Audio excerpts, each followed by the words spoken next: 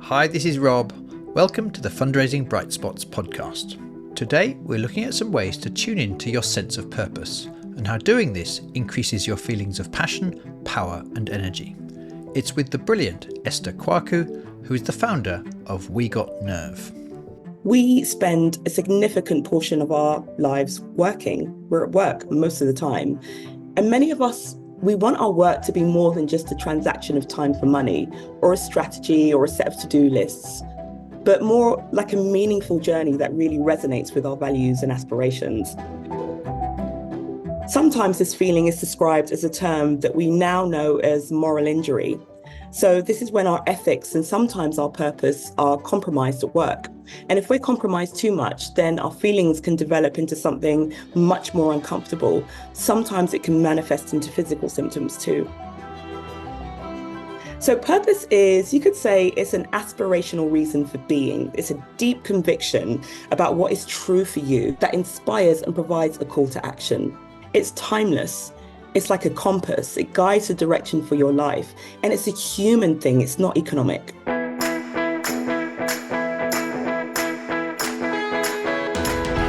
This is the keynote session we recorded a couple of years ago at one of our Breakfast Club for Fundraising Leaders events. We got so much great feedback about Esther's talk at the time, and because I think the topics she covered are still needed more than ever, we've decided to share it with you now as a podcast. Just before we dive in, there's a point 2/3 of the way through where she invites you to take a couple of minutes to listen with your eyes closed. It's a great exercise and I really recommend you do it at some point. But if you're going to do this mindfulness exercise today, please do make sure you're somewhere safe and obviously that you're not driving. Hi everyone, how are you doing? So I'm Esther. I'm a teacher. I facilitate, I run workshops, I design powerful conversations. And as Rob mentioned, I run a social enterprise called We Got Nerve. And I'll tell you a bit more about that in a moment. Today, I really want to talk to you about purpose, passion, and power, which is a topic that transcends the boundaries of our careers and connects us to why we're here. So you can relax into this session, you can drop your shoulders a bit. This is your time and just listen. It's just me riffing with you around purpose. Because in a work world that is constantly bombarding us with the noise of deadlines and targets and expectations, it's really easy to get lost in this daily grind, so much so that we don't often pause to ask ourselves that fundamental question, which is, why am I doing what I'm doing? Sometimes that question comes at a point when we're a little bit stressed or on the way to burnout or maybe deep in the burnout. And trust me, I have been there.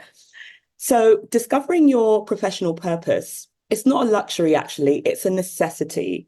It serves as a compass that guides your career, that steers you towards fulfillment and passion and a deep sense of accomplishment. Because if we think about it, we spend a significant portion of our lives working. We're at work most of the time. And many of us, we want our work to be more than just a transaction of time for money or a strategy or a set of to-do lists, but more like a meaningful journey that really resonates with our values and aspirations. Perhaps you're looking for stepping stones towards a greater vision for yourself or a legacy that you want to build. So exploring purpose doesn't just benefit you as individuals, it's got a ripple effect, a big one. It extends into the wider tapestry of society.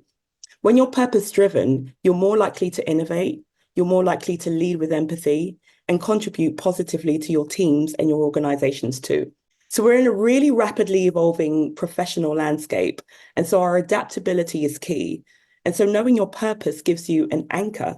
It helps you to navigate challenges with resilience and pivot when you need to and make more authentic decisions as well. So let's not underestimate the power of this kind of introspection.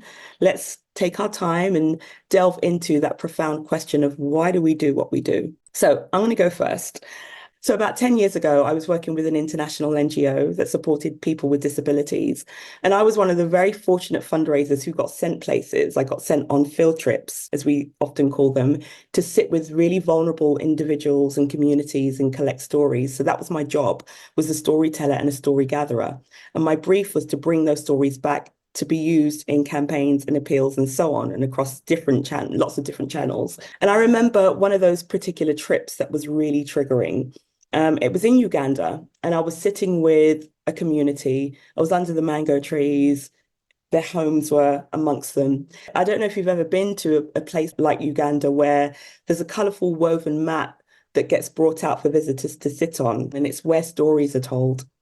And I was listening to what they were saying and how they were talking about themselves, with pride, assertiveness, confidence. And then I was looking at my brief, and I looked at them, and I looked at my brief. And I remember thinking, this doesn't connect. I felt a disconnect because the brief that I was given wasn't the story that I wanted to tell. This is a long time ago, way before conversations about ethical storytelling and so on. But it really threw me.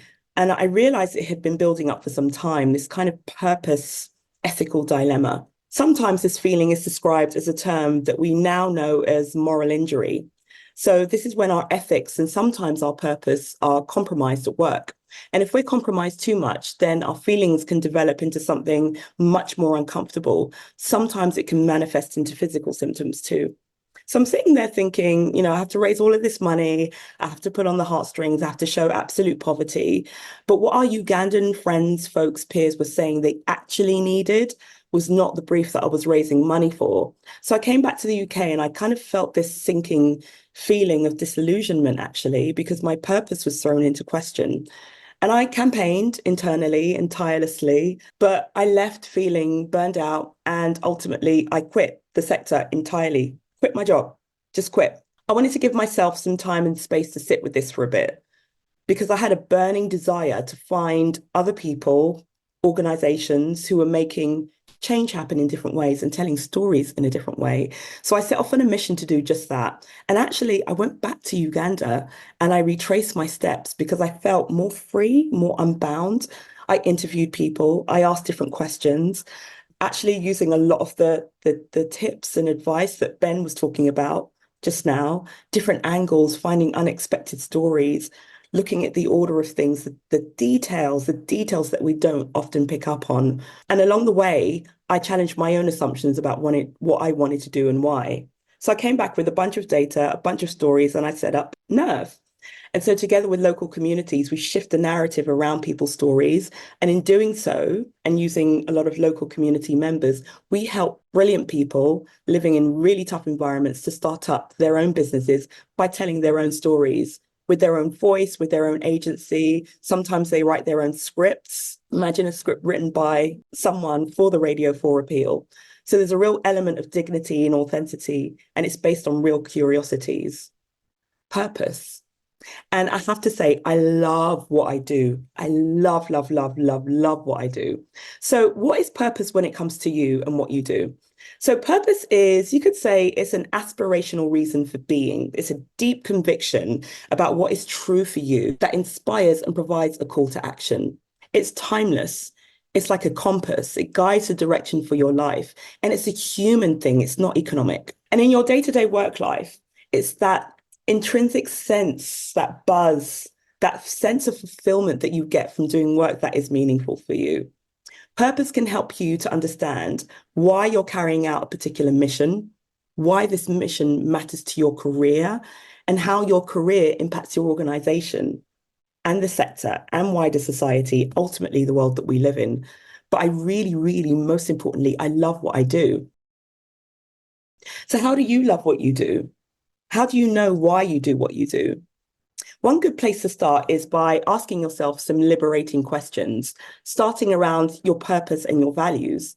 Because purpose is a compass, as I mentioned before. It guides you to act in a way that's consistent with your values and beliefs. So we're going to try a bit of that. I want you to have a ponder and write down or think about the following questions. And if you don't have the answers, that's absolutely fine.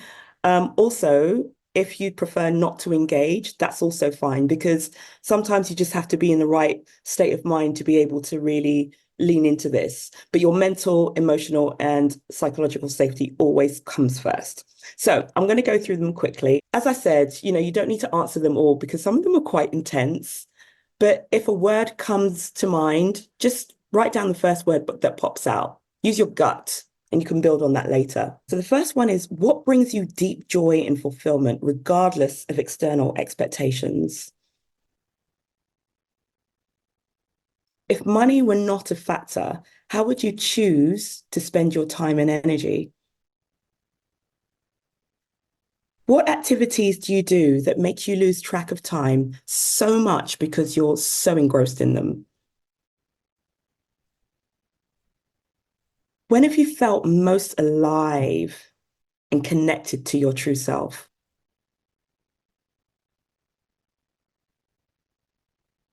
What are the values that matter most to you, and how are you aligning your life with them?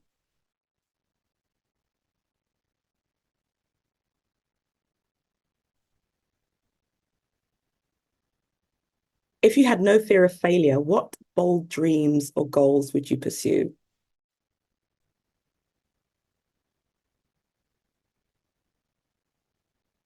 When do you feel a sense of flow where your skills and challenges are perfectly matched?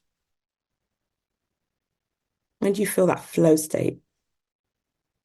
What's the big picture that you suspect is there, but you can't see clearly?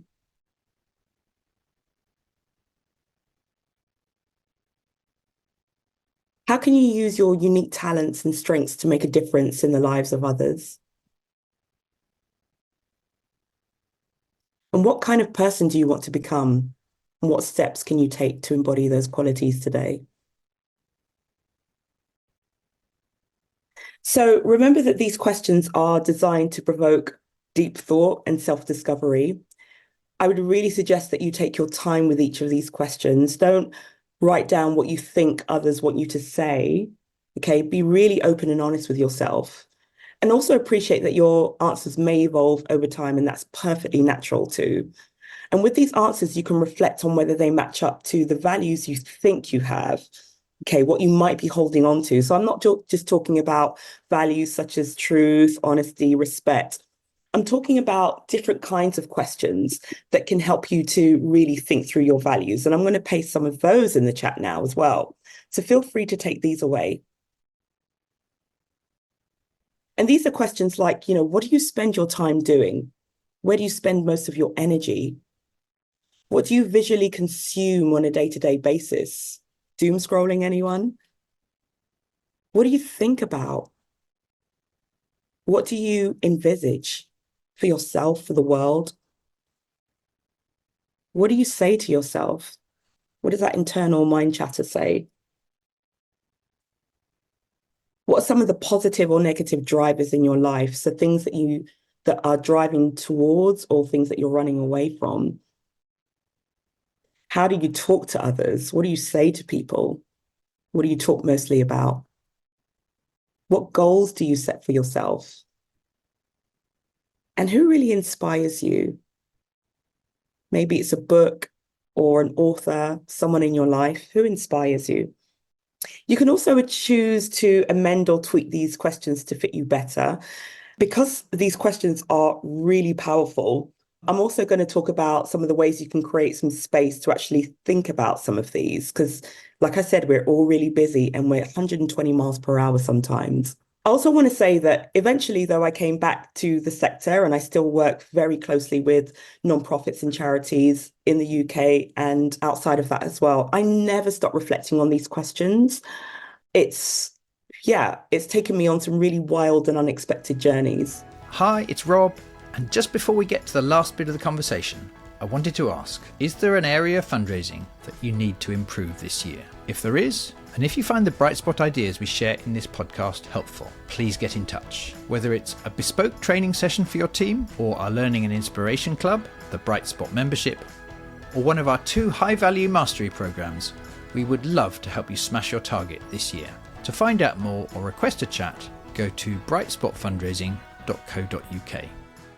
So in addition to those questions, you definitely want to carve out some space to think about all of them. So I'm going to leave you with some tools and some practices. I've got a big toolkit for this, by the way, but just some things to help power you up if you might be feeling a bit stuck.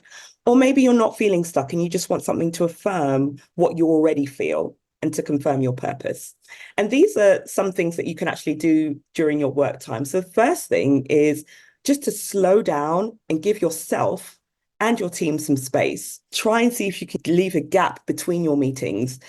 You might be doing this already, where you make your meetings 25 minutes instead of 30 or 15 minutes instead of 60 minutes.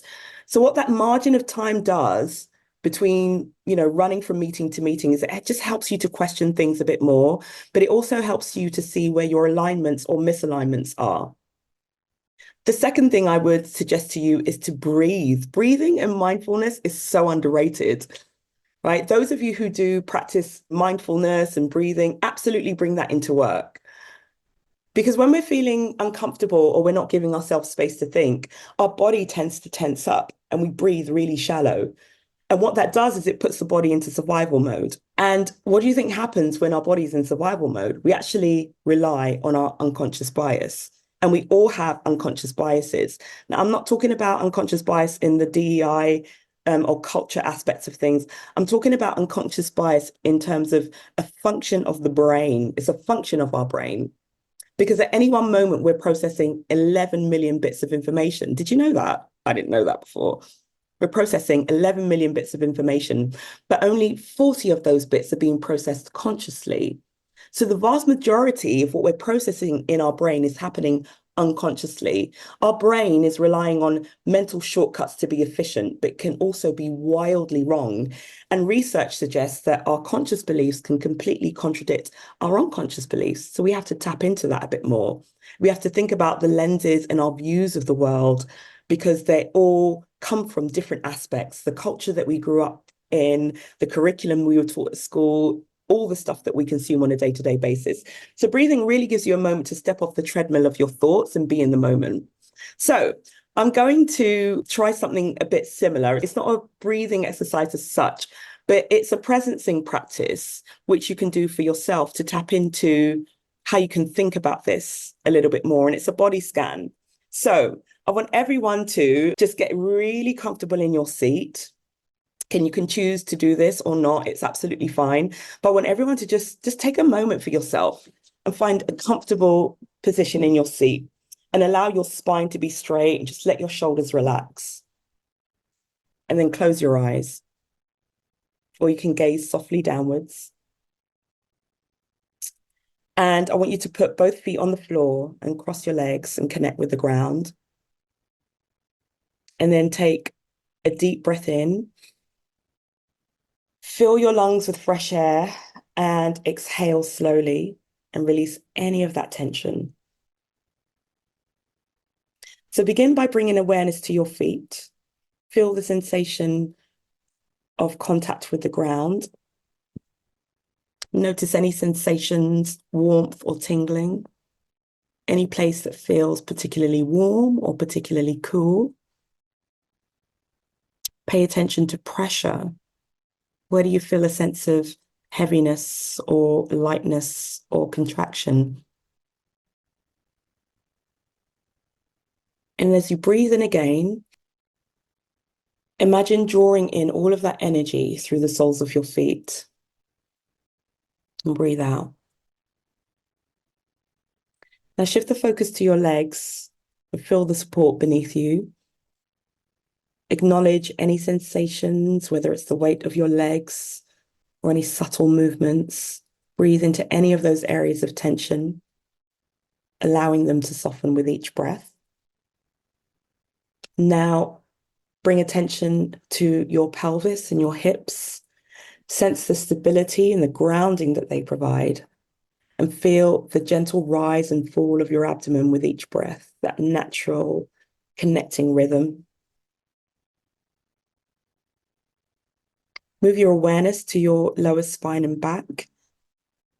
Picture each vertebra stacked and supporting you. And with each breath, visualize like a wave of relaxation moving up through your spine, bringing a sense of ease. Now shift your focus to your chest and heart. Feel the expansion and contraction with each breath, connecting with the beating of your heart, which is a reminder of your life and your purpose. Bring attention to your shoulders. I carry a lot on my shoulders.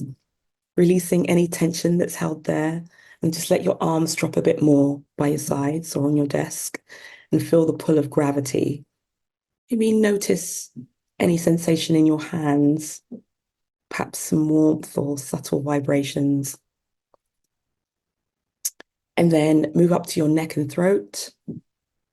Allow all of these areas to relax and create space for your authentic voice to emerge. And feel your breath moving freely through your throat. This is a symbol of expression and communication and storytelling. And then finally, bring awareness to your head. Relax your facial muscles, soften your jaw, and release any tension around your eyes. And then breathe into your mind and let go of thoughts that no longer serve you. Just get really good at noticing what's happening under your skin. And that also includes emotion, because sensation and emotion are very tightly linked. And when you're ready, you can gently open your eyes. Welcome back. And so as you go throughout your day, your busy days, see if you can find a place or a space where you can stop and pay attention to these sensations. I try and do this a few times a day. And I do this because our bodies can be a really great indicator of what's going on. Our bodies are instruments of perception. So when we're more aware of what's going on under our skin, we pick up on more information about ourselves and other people, and also about how we're responding to situations. So the more we tap into that, the more we can use multiple intelligences. And all of this links to purpose. So I'm going to finish off there. What I prepared today was just a snippet, tiny, tiny, teeny snippet. I've got workshops and masterclasses versions of this too as well. I've also got a purpose toolkit, which I will share with Brightspot. It's got some templates and things that you can use, around your inner circle of people, how to find your top strengths, and some guidance on how to write a purpose statement as well. But as you can tell, I love purpose because we don't have this conversation enough. It's super important. It's important for you because you do really important jobs.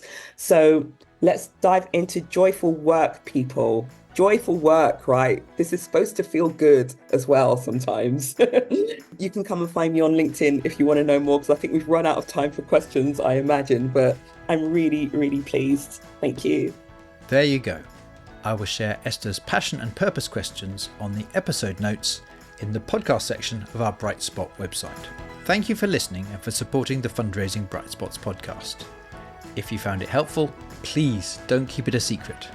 I'd be incredibly grateful if you'd spread the word to your colleagues and on LinkedIn, so that together we can help as many fundraisers and leaders as possible. Good luck, let us know how you get on, and I look forward to sharing another Brightspot episode with you very soon.